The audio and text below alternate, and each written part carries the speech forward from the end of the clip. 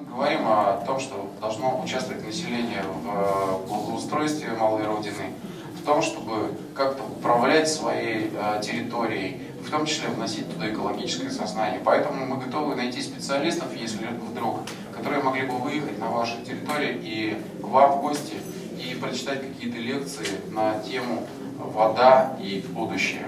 Мы планируем привлечь экспертов того же криоцентра, которые заботятся о будущем биосферы и Земли, мельников и так далее. Среди наших возможных приглашенных специалистов будут эксперты, которые реально смогут проехать, и мы смогли бы составить карту водных ресурсов и загрязнений вместе с вами в Тюмени и по югу Тюменской области. Там, где мы сможем с вами разрешить эти вопросы. Некоторые проблемы, они уйдут не только в этот год, но и в следующий. И, возможно, они растянутся на десятилетия.